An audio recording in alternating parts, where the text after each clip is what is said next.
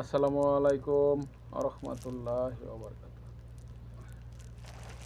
দেশ ও দেশের বাহিরে যারা আছেন সবাইকে আমার সালাম এবং আন্তরিক জুম্মা মুবারকের ভালোবাসা। আজকে যেহেতু জুম্মা চলেই গেছে, যাই হোক, সবাই কেমন আছেন? আশা করি সবাই ভালোই। আমরা আলহামদুলিল্লাহ ভালো। তো সৌদি প্রবাসী আমি হাফিজুল ইসলাম।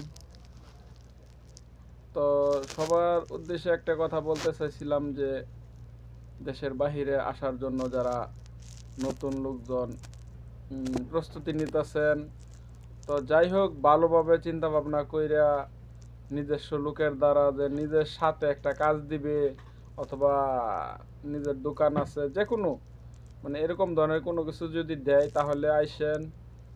আর যদি বলে অমুক জায়গায় নিয়ে সেটেল করে দেবো, এটা করে দেবো, এটা করে দেবো, এরকম কথায় আইসেন না। একদম ক্লোজ কাছের লোকেও মানে এখানে এরকমও আছে, কি বলবো, অনেকেই রাগ হয়ে যাবে কথা বললে। আর দালালের কথা তো অনেক দূরে, এখানে এখন কোনো কাজ ঠিক পাওয়া যায় না। এখন না, এটা আরও আগেরতেই। আমিও প্রায় 6 মাস হয়ে গেছে আসছি।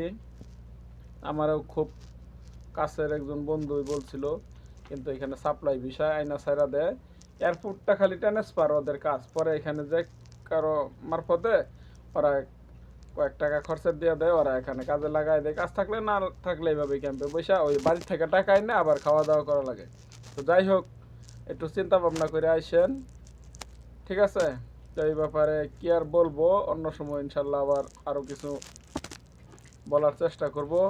রাগ করে না কেউ, সবাই ভালো থাকেন। ওকে। আর আমার কথাগুলি যদি ভালো খারাপ যাই লাগে, তো দয়া করে ভালো লাগলে আমার কথাগুলি আমার চ্যানেলটা সাবস্ক্রাইব করে দিন, এইটাই চাওয়া। ভালো থাকবেন। ওকে, গুড নাইট।